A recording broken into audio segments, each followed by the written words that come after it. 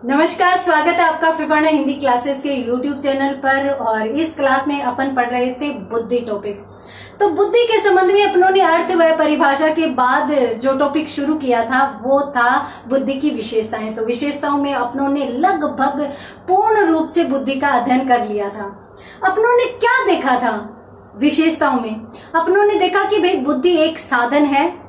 किसका साधन है? ज्ञान को अर्जित करने का एक साधन है। तो यदि आपसे यूं पूछ लिया जाए कि बुद्धि साध्य है या साधन है, तो बुद्धि साधन है। बुद्धि एक हमारे अंदर ऐसी योग्यता है जहां हम तर्क वितर्क करते हैं और तर्क वितर्क करते हुए सत्य असत्य, अच्छा बुरा, नैतिक अनैतिक इत्यादि के बारे में अपन सही निर्णय कर पाते हैं। यानी हम समझ पाते हैं कि क्या चीज अच्छी है, क्या बुरी है, क्या सही है, क्या गलत है। तो उन सब चीजों को अपन समझ सकते हैं किसके माध्यम से? बुद्धि के माध्यम से। और इन चीजों को समझते हुए यदि हम निर्णय कर पाते हैं तो वो भी निर्णय का आधार भी क्या होता है? बुद्धि। तो यहाँ पर कौन कौन सी चीजें आ गई? एक तो बुद्धि एक साधन है ज्ञान को अर्जित करने का। दूसरा तर्क वितर्क की क्षमता है। सत्य व असत्य को पहचानने की क्षमता है। अच्छे व बुरे को पहचानने की क्षमता है। यह नेचुरल होती है, प्राकृतिक होती है। और इसके साथ साथ हमारे अंदर निर्णय की क्षमता का विकास भी किसके माध्यम से संभव है? बुद्धि के माध्यम से संभव है। तो इसके साथ साथ एक बार विशेषताओं से संबंधित भी प्रश्न पूछा गया था। और प्रश्न पूछा गया था वंशानुक्रम एवं वातावरण से संबंधित। तो वंशानुक्रम एवं वातावरण से संबंधित जो बुद्धि का प्रश्न पूछा गया था, चलिए देखते हैं कौन सा प्रश्न था। तो देखिए, प्रश्न कुछ इस प्रकार से था कि भाई व्यक्तित्व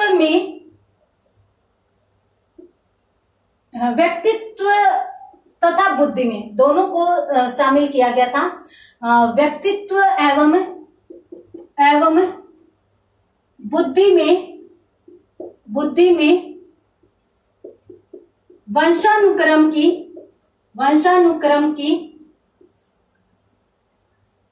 और उसके बाद था डैश डैश डैश।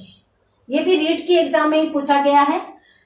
यहाँ पर रिक्त स्थान पूछा गया था जिसमें आपको रिक्त स्थान की पूर्ति करनी है। तो इसमें क्या था कि व्यक्तित्व एवं बुद्धि में वंशानुक्रम की विकल्प कुछ इस प्रकार से थे। आप कौन से विकल्प को इसमें भरना चाहेंगे? एक तो था नाम मात्र की भूमिका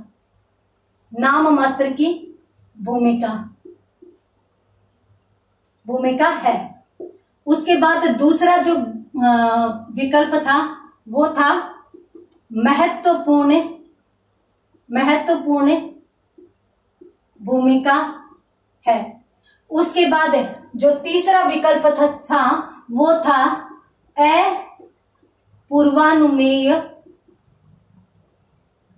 भूमिका है। और अंतिम व चौथा विकल्प था आकर्षक भूमिका है। इसीलिए मैं आपको कह रही थी कि विशेषताओं को समझना बहुत आवश्यक है।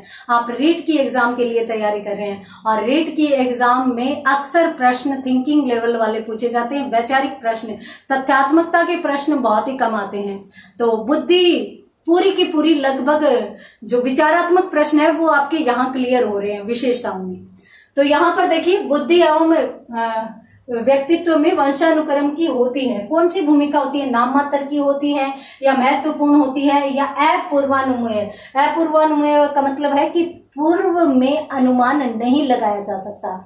कैसी रह सकती है कि महत्वपूर्ण भूमिका हो सकती है या नाम मात्र की भूमिका होगी, ये तो बाद में ही पता चलता है। पहले कोई अनुमान इसके संबंध में नहीं लगाया जा सकता। आकर्षक भूमिका है। क्या कहना चाहेंगे? यहाँ पर जो अपना विकल्प है वो आ जाता है महत्वपूर्ण भूमिका है। क्यों? क्योंकि अपन देख चुके हैं कि बुद्धि जो है वो वंशक्रम से तो अर्जित की जाती है। तो वंशानुक्रम से ही अर्जित की जाती है। अगर वंशक्रम से ही हम मंद बुद्धि है तो हमें चाहकर भी कोई डॉक्टर इंजीनियर नहीं बना सकता, चाहकर भी हमें कोई प्रतिभाशाली नहीं बना सकता। तो हमारी जो बुद्धि लब्धि है वो हमारे जन्म के समय ही निश्चित हो जाती है, हमारा वंश क्रम ही निर्धारित कर देता है। तो इसलिए वंशानुक्रम की भूमिका है वो अत्यंत महत्वपूर्ण यहाँ पर हो जाती है। इसके साथ साथ वातावरण का भी बुद्धि पर प्रभाव पड़ता है, जैसे मैंने कल की क्लास में लादेन और कलाम के माध्यम से समझाया था। तो इसका भी स्क्रीनशॉट लीजिए और उसके बाद अपन बुद्धि की विशेषताओं से आगे चलते हैं। और आगे अपन कहाँ चलते हैं? आगे चलते हैं बुद्धि के सिद्धांतों की तरफ। तो देखिए, अब अपन बात करेंगे अगला टॉपिक कौन सा? बुद्धि के प्रमुख सिद्धांत। आपके सिलेबस में जो दिया गया है, बुद्धि की संकल्पना, सिद्धांत और मापन, ये तीन ही चीजें हैं। हालांकि जो बहुकारक सिद्धांत है उसको अपने को स्पेशली पढ़ना है, अच्छे से पढ़ना है। तो अपन पहले तो क्या करेंगे, सामान्य तौर पर सभी के सभी सिद्धांतों का अध्ययन करेंगे, उसके बाद अपन धीरे धीरे मापन की तरफ जाएंगे। तो यहाँ पर सबसे पहले अपन क्या देख रहे हैं? बुद्धि के सिद्धांत। देखिए, बुद्धि के जितने भी सिद्धांत हैं, बुद्धि के जितने भी सिद्धांत हैं, उन सब के बारे में यदि अपन देखें तो ये लगभग दो प्रकार के मोटे तौर पर सिद्धांत माने जाते हैं। दो प्रकार के सिद्धांत बुद्धि के माने गए हैं। कौन कौन से? देखिए, एक प्रकार के सिद्धांत तो है कारकीय सिद्धांत। कारकीय सिद्धांत यानी जिसमें कारक बताए गए हैं कि भाई बुद्धि के इतने कारक होते हैं, तो कारकीय सिद्धांत। और जो दूसरे सिद्धांत बताए गए हैं वो सिद्धांत बताए गए हैं प्रक्रिया मापन के सिद्धांत या प्रक्रिया साधन के सिद्धांत। कारक में तो निश्चित हो गया कि भाई एक में इतने कारक होते हैं, एक में इतने कारक होते हैं। तो इसलिए दूसरा जो हुआ वो प्रक्रिया प्रधान सिद्धांत। बुद्धि के सभी सिद्धांतों को अपन दो वर्गों में बांटकर पढ़ सकते हैं। कारकीय सिद्धांत, कारकीय सिद्धांतों की यदि बात करें तो इनको सांख्यिकीय विधि कह सकते हैं। सांख्यिकीय विधि या सांख्यिकीय सिद्धांत या सांख्यिकीय प्रणाली, कुछ भी कह दो, कह सकते हैं। क्यों? क्योंकि ये संख्या पर निर्भर है, संख्या पर निर्भर है। और संख्या पर किस प्रकार से निर्भर है कि कुछ विद्वान ये मानते हैं कि भाई बुद्धि के इतने कारक हैं, कुछ यूं मानते हैं कि बुद्धि के इतने कारक हैं।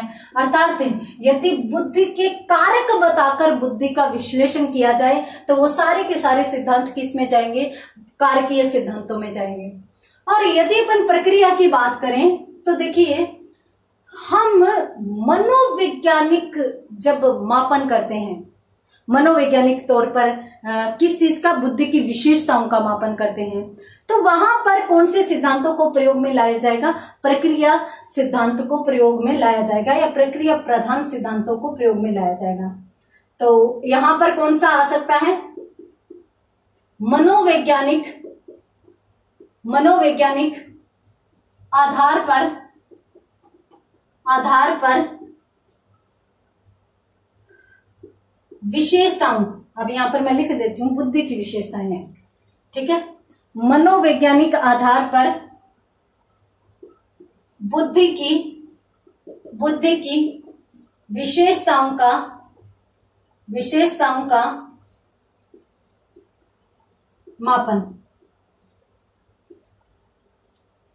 मापन करने वाले सिद्धांत।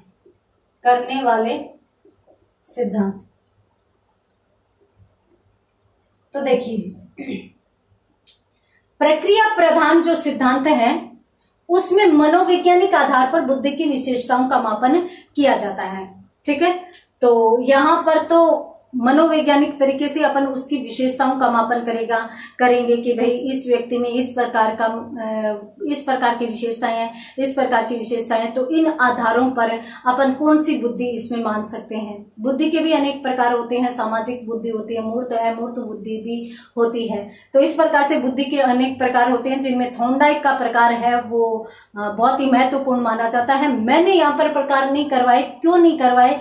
क्योंकि अभी तक जो सिलेबस देखा गया है उसमें सिर्फ बुद्धि की संकल्पना, सिद्धांत और इसके साथ साथ मापन है। फिर भी अपन देख लेंगे पीछे के एग्जाम में यदि प्रश्न आए हुए होंगे तो अपन इसके प्रकारों पर भी बात कर लेंगे।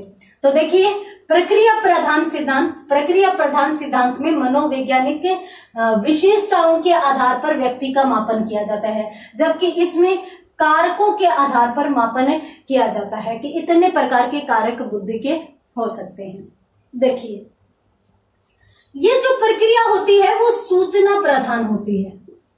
सूचना प्रधान यानी हम व्यक्ति के संबंध में या व्यक्ति के बौद्धिक व्यवहार के संबंध में सूचना प्राप्त करते हैं और फिर उन सूचनाओं के आधार पर हम बुद्धि का आंकलन करते हैं।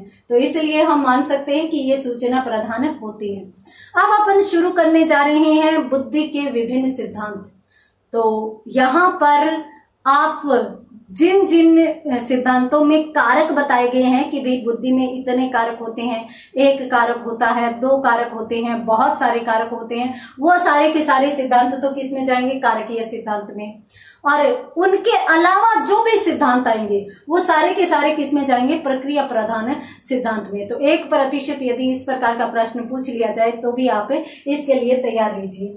तो जल्दी से स्क्रीनशॉट लीजिए, उसके बाद बढ़ते हैं अपन आगे कारकीय सिद्धांत और प्रक्रिया सिद्धांत। तो चलते हैं आगे। देखिए,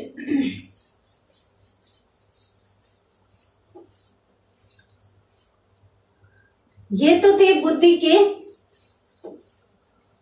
सभी सिद्धांत जिनको अपन दो भागों में बांटकर देख सकते हैं। अब अपन बुद्धि के सभी सिद्धांतों को एक एक करके देखने वाले हैं। और जो बुद्धि के सभी सिद्धांत हैं उनमें यदि अपन देखें तो सबसे पहला यह बुद्धि के संबंध में सबसे पहले जो सिद्धांत दिया गया, जिस पर बात की गई, उसके बारे में सबसे पहले अपन देखते हैं। तो देखिए, पहली बात, एक तत्व सिद्धांत। एक तत्व सिद्धांत बुद्धि का कौन सा सिद्धांत? एक तत्व सिद्धांत। इसके प्रवर्तक कौन थे? इसके प्रवर्तक थे एल्फ्रेड बीने। एल्फ्रेड बीने, इनका शॉर्ट नाम बीने ही आता है। बीने को ही इस सिद्धांत का प्रतिपादक माना जाता है, जिनका पूरा नाम एल्फ्रेड बीने कह दिया जाता है। इस सिद्धांत के समर्थकों की यदि बात करें, देखिए एल्फ्रेड बीने ने जब इस प्रकार का विचार दिया कि भाई बुद्धि का एक तत्व होता है, तो टर्मन और स्टर्न जो है दो विद्वान थे, उन्होंने इस बात का समर्थन किया था। तो टर्मन, इसके साथ साथ स्टर्न, इन्होंने इनका समर्थन किया था, बीने का समर्थन किया था, इस सिद्धांत का समर्थन किया था। देखिए, एल्फ्रेड बीने ने जब ये सिद्धांत दिया तो ये दोनों मनोवैज्ञानिक हैं, इनके सहायक ही थे, इस कार्य में सहायता ही कर रहे थे, तो इन्होंने इसका समर्थन कर दिया था। तो समर्थन किया किस बात का था? इस सिद्धांत की मौलिक बात कौन सी है? मौलिक बात यह है कि यहाँ पर बीने इस सिद्धांत के अंतर्गत कहते हैं कि भाई बुद्धि का मात्र एक ही तत्व है, अर्थात संपूर्ण बुद्धि मात्र एक इकाई है। पूरी की पूरी बुद्धि एक इकाई है, और एक इकाई भी कैसी? अविभाज्य, जिसका कहीं कोई विभाजन नहीं किया जा सकता, जिसको तोड़ा नहीं जा सकता। तो अपन यहाँ पर देख सकते हैं इनके अनुसार, यदि अपन देखें तो बीने के अनुसार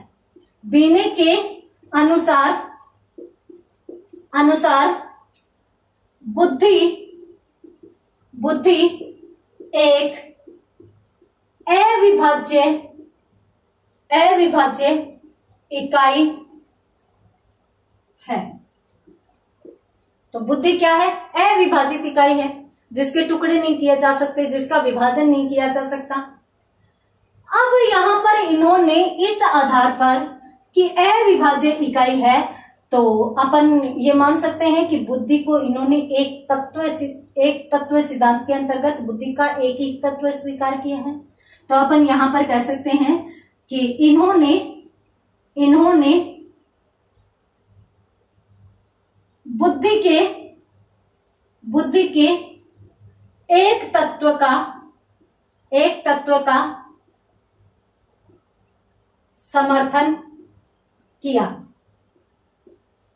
अर्थात बुद्धि में एक ही तत्व की प्रधानता होती है। अब एक तत्व क्या होगा, कैसे प्रधानता होगी, समझेंगे। एक बार आप इसका स्क्रीनशॉट लीजिए, उसके बाद अपन बात करेंगे आगे। तो आगे इस संबंध में कौन कौन सी बातें कही जा सकती है, देखिए।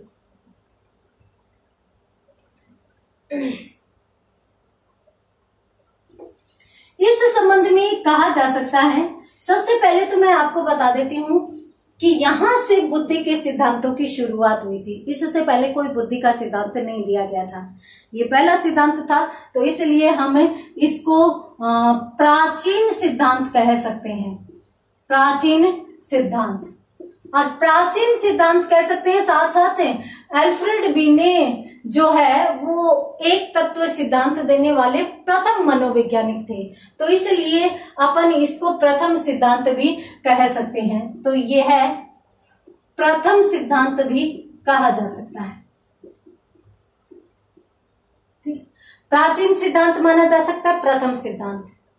अपनों ने देख ही लिया कि भाई इस सिद्धांत में बुद्धि एक शक्ति या एक कारक के रूप में आती है। तो इन्होंने क्या बताया है, इन्होंने बताया है कि बुद्धि जो है एक शक्ति या एक कारक के रूप में होती है। एक कारक या एक शक्ति के रूप में होती है। अब एक कारक या एक शक्ति के रूप में कैसे होती है, अपन यदि इस बात को समझें तो देखिए, इन्होंने कहा है कि एक शक्ति एक कारक, यानी इसके टुकड़े नहीं किए जा सकते। अर्थात बुद्धि को अलग अलग जगहों पर विभाजित नहीं किया जा सकता। एक ही तत्व में सभी के सभी तत्व समाहित होते हैं। कैसे, एक उदाहरण लीजिए, एक बालक यदि प्रतिभाशाली है तो वह हमेशा प्रतिभाशाली ही रहेगा, हर जगह प्रतिभाशाली रहेगा, हर परिस्थिति में प्रतिभाशाली रहेगा। यही इस सिद्धांत की रीढ़ है। कौन सी, कि एक यदि बालक है वो प्रतिभाशाली है तो उसमें प्रतिभाशाली गुण ही मिलेंगे। आप उसे मैथ्स में डाल दीजिए, आप उसे हिंदी में डाल दीजिए, आप उसे सोशल साइंस में डाल दीजिए, आप इसे संस्कृत पढ़वा लीजिए। यदि वह एक क्षेत्र में अच्छा है तो अन्य सभी क्षेत्रों में अच्छा होगा। ये बात इन्होंने कही थी अल्फ्रेड बीने ने। तो आपको भी लग रहा होगा कि ये कौन सी बात होगी। यानी इन्होंने यूं कहा कि एक बालक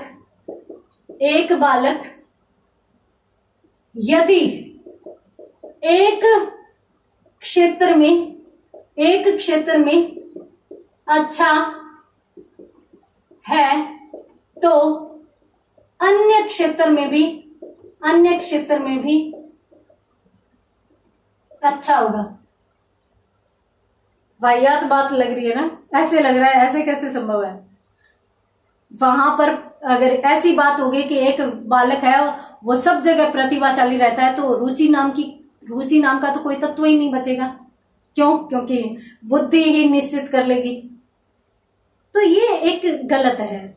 हर एक बालक की अपनी रुचि होती है, हर एक बालक की अपनी अलग बुद्धि है।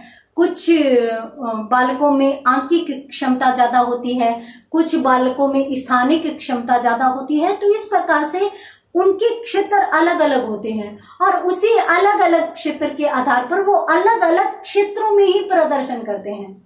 अब ऐसे थोड़ी ना है कि धोनी है वो यदि क्रिकेट खेल रहे हैं तो उनसे दौड़ करवा लो तो दौड़ में भी वो मेडल लेकर आएंगे, गोल्ड मेडल लेकर आएंगे। उनको हॉकी में डाल दो तो भी गोल्ड मेडल लेकर आएंगे। विराट कोहली को भाला फेंक में लगा दो तो भी गोल्ड मेडल लेकर आएंगे।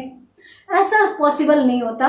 तो इसलिए इस सिद्धांत की आलोचना हुई और इस सिद्धांत की आलोचना का जो प्रमुख आधार था वो कौन सा था कि यहाँ पर इन्होंने एक ही तत्व की प्रधानता बता दी और एक ही तत्व यदि प्रधान हो जाता है तो वहां पर निरंकुशता आ जाती है। निरंकुशता कैसे आ जाती है? आप याद कीजिए राजतंत्र को, जिस समय राजा होता था। अब राजा के हाथ में सभी के सभी अधिकार होते थे। अब राजा जो चाहे वैसा कर सकता था। तो उस समय राजा लोग निरंकुश हो जाते थे क्योंकि कोई अंकुश रखने वाला होता ही नहीं था। तो वो निरंकुश हो जाते थे और वो जो मन में आता था वैसे करते थे। इसी वजह तो राजतंत्र का पतन हुआ। इसी वजह से राजतंत्र आगे कोई भी नहीं चाहता कि आना चाहिए। तो इसलिए एक राजा अगर या यूं कहें कि एक व्यक्ति के हाथ में यदि सत्ता रहती है तो वो कैसा हो जाता है? निरंकुश हो जाता है। उसी प्रकार से यहाँ पर भी यदि एक व्यक्ति के हाथ में सारे के सारे क्षेत्र दे दिए जाए, जैसे एक व्यक्ति प्रतिभाशाली है तो प्रतिभाशाली हर एक क्षेत्र में जा सकता है, हर एक क्षेत्र में प्रतिभा का प्रदर्शन कर सकता है, तो फिर वही व्यक्ति निरंकुश हो जाएगा, यानी उसमें अहम आ जाएगा। तो इसलिए यहाँ पर यह संभव नहीं हो सकता है। तो इसलिए इसकी आलोचना हुई और आलोचना किस आधार पर हुई? निरंकुशवादी सिद्धांत है। यह निरंकुशवादी सिद्धांत है, इस आधार पर इसकी आलोचना हुई। तो यहाँ पर अपनों ने क्या देखा? अपनों ने देखा कि एक तत्व सिद्धांत है बुद्धि का, अल्फ्रेड बीने द्वारा दिया गया। टर्मन व स्टर्न ने इसका समर्थन किया। ये सबसे पहले दिया गया, इसलिए इसको प्राचीन व प्रथम सिद्धांत भी कहते हैं। बालक इसके अनुसार बुद्धि एक अविभाजित इकाई है जिसके टुकड़े नहीं किए जा सकते। सारी की सारी योग्यताएं एक ही तत्व में निहित होती है और वो तत्व क्या होता है? बुद्धि का मापन। अर्थात एक व्यक्ति यदि मंद बुद्धि है तो वो कहीं भी अच्छा नहीं होगा और एक व्यक्ति यदि प्रतिभाशाली है तो वो सब जगह अच्छा होगा। यानी प्रतिभाशाली है तो सब जगह प्रतिभा का प्रदर्शन करेगा, मंद बुद्धि है तो वो सब जगह मंद बुद्धि रहेगा। जरूरी थोड़ी ना जिसके पास बुद्धि नहीं है वो शारीरिक कार्य बहुत ज्यादा करते हैं और उनको बहुत अच्छे अच्छे काम मिलते हैं, शारीरिक मेहनत करके वो अच्छी जीविका जीते हैं। परंतु बिने के सिद्धांत में यह चीजें नहीं थी। बिने ने कहा कि अगर प्रतिभाशाली तो प्रतिभा और यदि मंद बुद्धि तो मंद बुद्धि। तो इसलिए इस सिद्धांत पर आलोचना भी हुई। तो जल्दी से स्क्रीनशॉट लीजिए, उसके बाद बढ़ते हैं अपन आगे। तो यहाँ पर अपनों ने जो देखा वो अविभाजित इकाई के रूप में देख लिया। आप एक चीज लिख लेंगे, आप एक चीज विशेष तौर पर नोट करेंगे। कौन सी? कि बुद्धि जो है वो एक ही तत्व से पूर्ण होती है। ये आप नोट करके लिख लेंगे और आप उदाहरण भी लिख लीजिए ताकि आपको बाद में समझ में आ जाए। बुद्धि एक तत्व में पूर्ण होती है। इसीलिए इस सिद्धांत को क्या कहा गया? एक तत्व सिद्धांत कहा गया। जैसे अब यहाँ पर मैं उदाहरण लिखवा देती हूं ताकि आगे कभी भी आप इसके बारे में सोचें, याद करें तो अपन ये देख सकते हैं। देखिए, एक बालक यदि प्रतिभाशाली है तो वह हर क्षेत्र में प्रतिभाशाली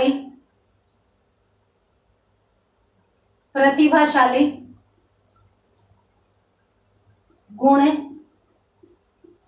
रखता है, जबकि मंद बुद्धि बालक हमेशा पिछड़ जाएगा। ये लीजिए, ये इसका उदाहरण हो सकता है, तो आप इसको भी नोट कर लीजिए। देखिए,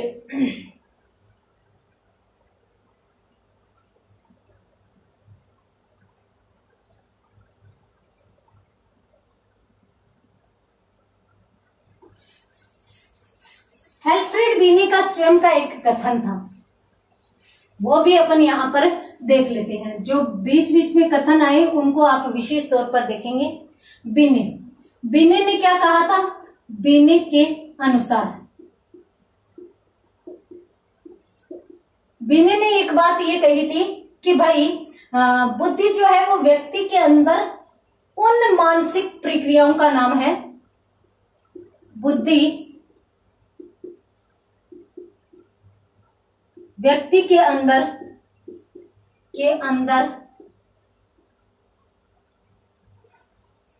उन मानसिक प्रक्रियाओं का नाम है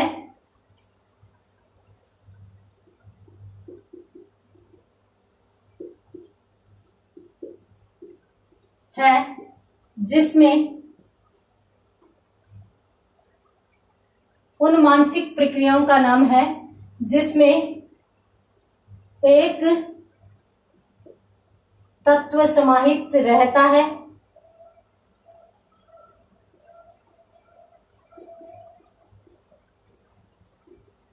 होता है, जिसके हम टुकड़े नहीं कर सकते।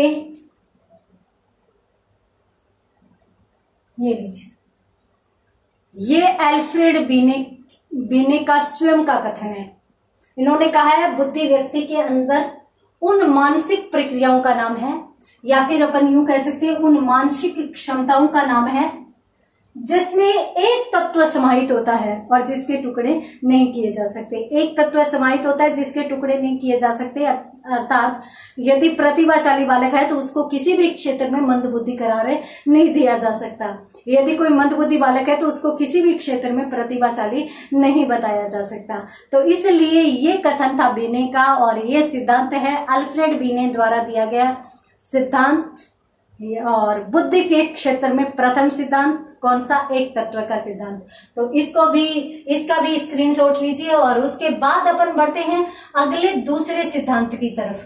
तो दूसरा सिद्धांत यहाँ पर कौन सा हो सकता है? देखिए, यदि अपन बात करें एक तत्व के सिद्धांत की, तो मैंने आपको कहा कि इस सिद्धांत की बहुत जल्दी आलोचना भी हो गई थी। क्यों?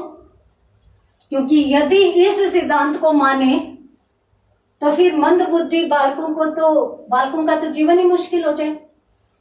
वो तो जी नहीं सकते, क्योंकि उनके पास कुछ ऐसा होता ही नहीं है जिसके आधार पर वो अपनी जीविका का निर्वाह कर सके। तो उनका क्या होगा फिर? तो इसलिए मंदबुद्धि यानी जो मानसिक कार्य नहीं कर सकते वो शारीरिक कार्य भी कर सकते हैं। तो इसलिए इस सिद्धांत की आलोचना शुरू होगी, और आलोचना करने के बाद इसके विरोध स्वरूप स्पीयरमैन एक दूसरा सिद्धांत लेकर आए 1904 ईस्वी में, और वो सिद्धांत कौन सा था? द्विकारक सिद्धांत। तो चलिए देखते हैं अगले सिद्धांत को, और अगला जो सिद्धांत है वो कौन सा है? द्विकारक सिद्धांत। यदि अपन इस सिद्धांत की बात करें, द्विकारक सिद्धांत, तो कब आया? 1904 ईस्वी में। प्रवर्तक कौन है? तो इसके प्रवर्तक मैंने आपको बता दिया कि भाई स्पीयरमैन इसके विरोध स्वरूप सिद्धांत लेकर आए थे। स्पीयरमैन। अब स्पीयरमैन ने क्या कहा? जैसा कि नाम से स्पष्ट है, द्विकारक, यानी बुद्धि के दो कारक होते हैं, दो कारक होते हैं। अब दो कारक कौन कौन से होते हैं? जी और एस। यानी एक तो जनरल जिसमें अपन सामान्य कारकों को शामिल कर सकते हैं और कुछ स्पेशली यानी विशिष्ट कारकों को शामिल किया जा सकता है। तो सामान्य कारक और विशिष्ट कारक होते हैं। देखिए यहाँ पर मैं आपको एक बात बता देती हूँ, इसमें ये जो दोनों कारक हैं इनके नाम ही बहुत ही महत्वपूर्ण है। नाम क्यों महत्वपूर्ण है, किस लिए महत्वपूर्ण है, तो यहाँ पर मैं आपको बता देती हूँ। एक बार एक प्रश्न पूछा गया था। प्रश्न कौन सा था? सामान्य तथा प्रश्न था सामान्य तथा विशिष्ट, सामान्य तथा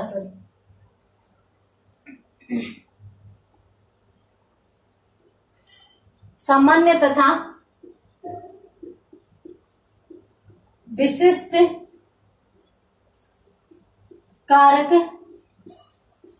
सिद्धांत का प्रतिपादन किया था। किसने किया था? आपके सामने विकल्प है अल्फ्रेड बीने, दूसरा विकल्प है स्पीयरमैन, तीसरा विकल्प है थर्स्टन और चौथा विकल्प है थॉर्नडाइक। आप अब इस सिद्धांत में चयन कीजिए। सामान्य तथा विशिष्ट कारक का सिद्धांत किसके द्वारा प्रतिपादित किया गया? तो सामान्य तथा जो विशिष्ट कारक है ये अपनों ने देख ही लिए कि भाई ये दो कारकों का सिद्धांत, दो तत्वों का सिद्धांत कौन सा माना जाता है? द्विकारक। और ये सिद्धांत दिया किसने था? स्पीयरमैन ने। तो यहाँ पर हमारा सही उत्तर कौन सा हो जाएगा? और आपको मैं बता देती हूँ, रीट की एग्जाम में ये प्रश्न पूछा गया है, सामान्य तथा विशिष्ट कारक का सिद्धांत प्रतिपादन किसने किया? तो स्पीयरमैन ने किया था। अब यूं नहीं पूछा जाता। अब काफी बार यूं होता है कि सीधा का सीधा यूं याद कर लेते हैं, यूं रट्टा लगाते हैं कि भाई द्विकारक सिद्धांत किसका? स्पीयरमैन का। एक कारक या एक तत्व सिद्धांत किसका? अल्फ्रेड बीने का। तो नहीं, द्विकारक में उसने दो कारक कौन कौन से माने हैं? सामान्य व विशिष्ट। तो वही चीज यहाँ पर महत्वपूर्ण बन जाती है। तो जल्दी से इसका स्क्रीनशॉट लीजिए, उसके बाद अपन बात करते हैं आगे। देखिए इस सिद्धांत के विभिन्न नामों की यदि बात करें तो यहां पर मैं कह सकती हूं कि जो द्विकारक सिद्धांत है इसको दो तत्वों का सिद्धांत भी कह सकते हैं। दो तत्वों का सिद्धांत, क्योंकि इसमें दो तत्व होते हैं। कौन कौन से? एक सामान्य तत्व है, एक विशिष्ट तत्व है। और इन्हीं सामान्य तत्व और विशिष्ट तत्व को दो खंडों में भी बांट सकते हैं। अर्थात अपन ये भी कह सकते हैं कि दो खंडों का सिद्धांत। तो यहाँ पर शब्दावली से संबंधित कभी भी कंफ्यूज मत होना।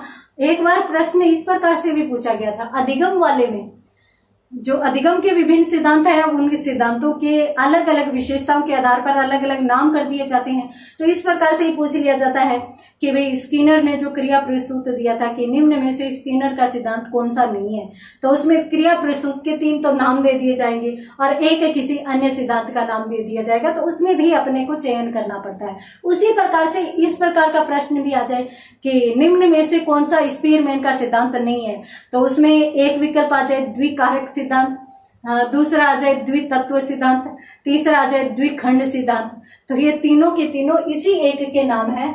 तो आप इस प्रकार की चीजों को भी ध्यान में रखिएगा, ठीक है।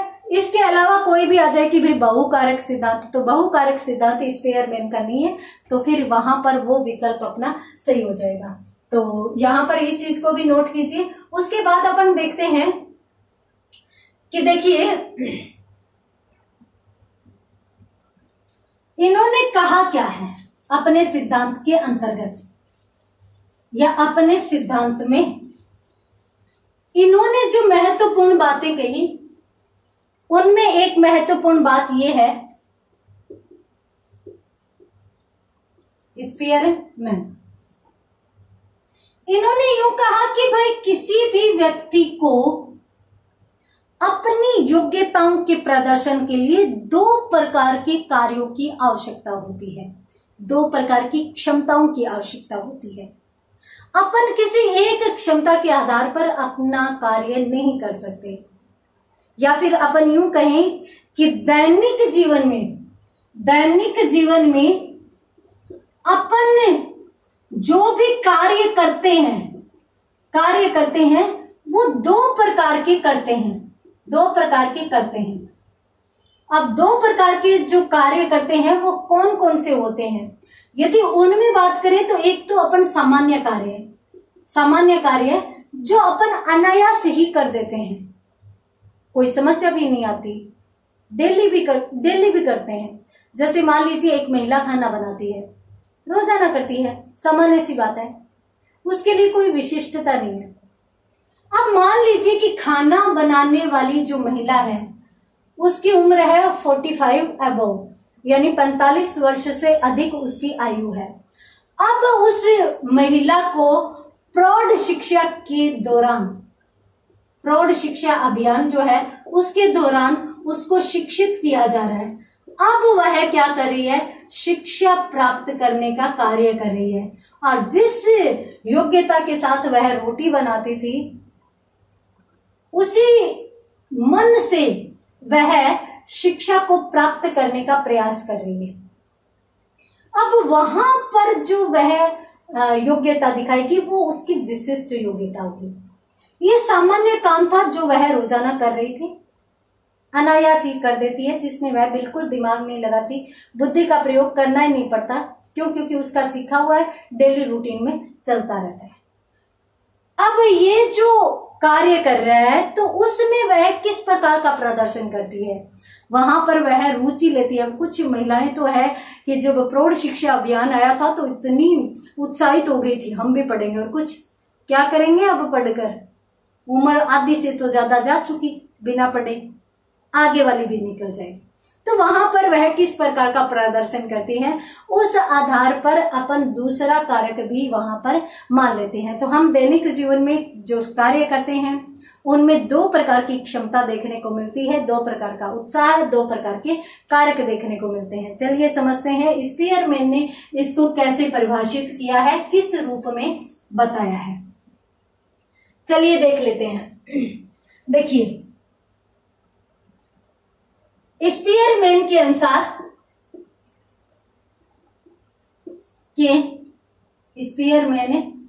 अनुसार बुद्धि के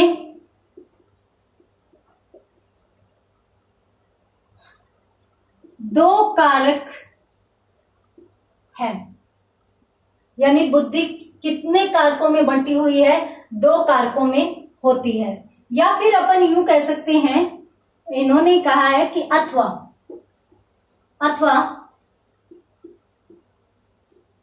सभी प्रकार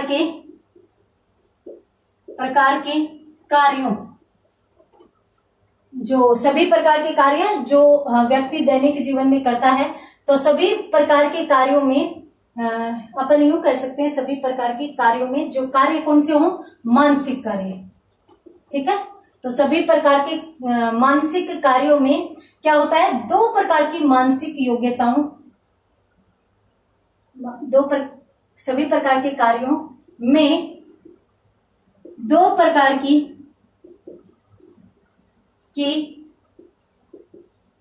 मानसिक योग्यताओं की आवश्यकता होती है।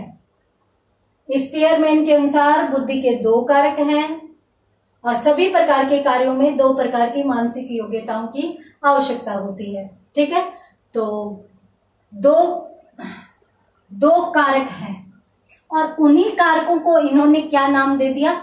दो प्रकार की मानसिक योग्यताएं नाम दे दिया।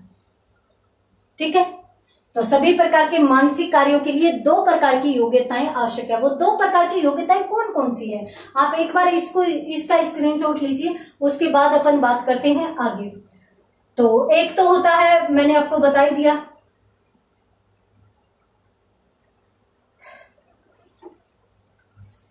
एक तो होता है सामान्य कारक और दूसरा कौन सा होता है, विशिष्ट कारक। दोनों के बारे में अपनों ने वैसे तो देख ही लिया, तो अपन देखेंगे दो प्रकार के। इनके अनुसार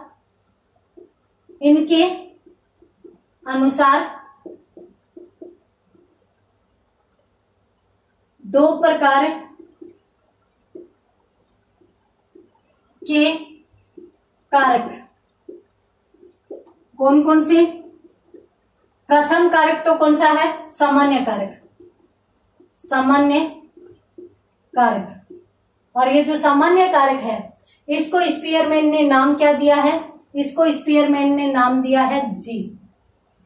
दूसरा जो कारक है वो कौन सा है, विशिष्ट कारक, और उसको इन्होंने नाम क्या दिया है, एस कारक नाम दिया है। और इन्होंने कहा है कि भाई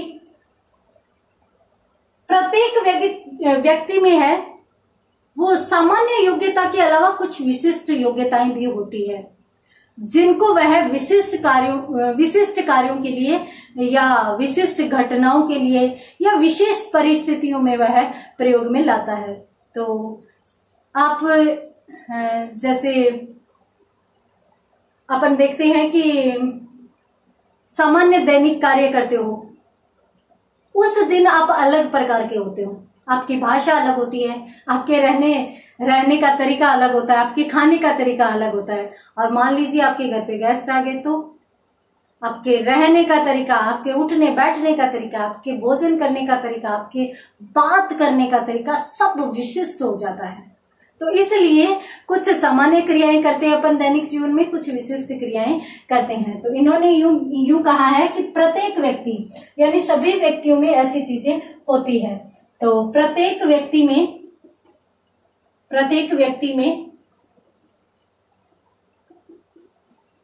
सामान्य योग्यताओं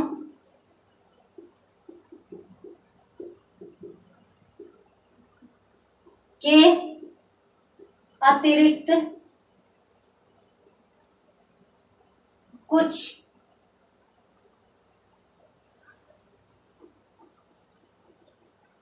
विशिष्ट योग्यताएं भी होती है। तो प्रत्येक व्यक्ति में सामान्य योग्यताओं के अतिरिक्त कुछ विशिष्ट योग्यताएं भी होती है, जिन्हें वह किसी विशिष्ट परिस्थिति में या विशेष समय में प्रयोग में लाता है। तो जल्दी से स्क्रीनशॉट लीजिए, उसके बाद अपन बात करते हैं इसमें आगे। तो इसमें अपन कौन कौन सी चीजों को समझ सकते हैं, कौन सी चीजों को देख सकते हैं, चलिए।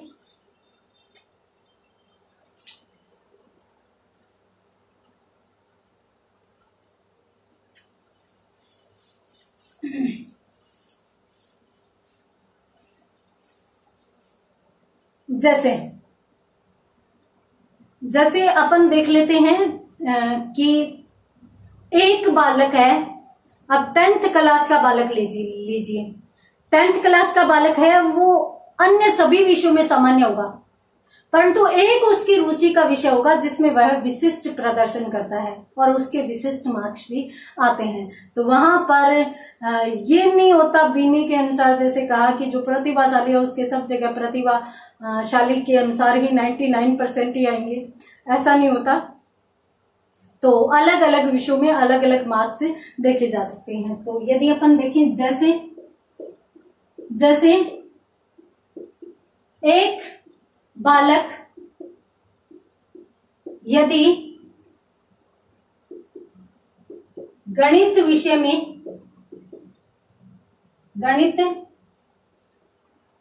में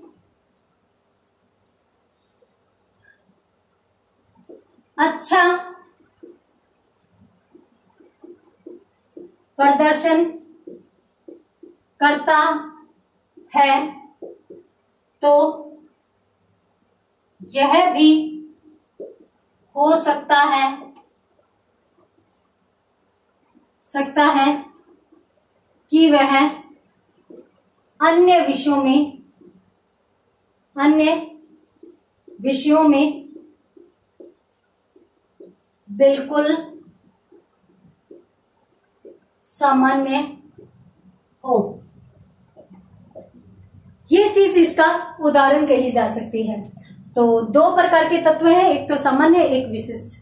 एक रुचि का विषय उसमें विशिष्टता का प्रदर्शन करेगा, अन्य में सामान्य प्रदर्शन करेगा। तो जल्दी से, हाँ आपने ये भी सुना होगा, ये मेरा फेवरेट सब्जेक्ट है, अरे इसमें मैं बहुत अच्छा हूँ, ये सब्जेक्ट तो मैं लूंगा ही लूंगा।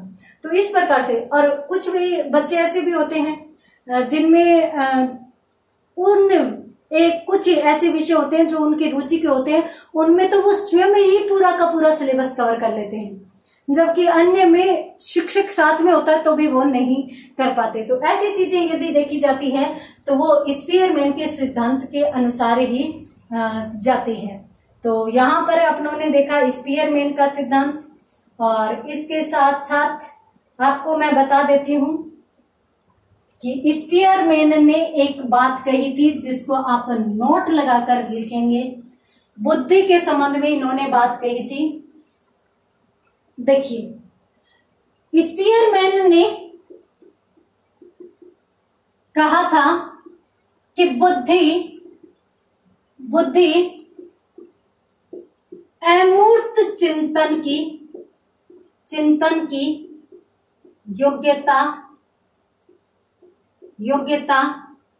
है। किसने कहा?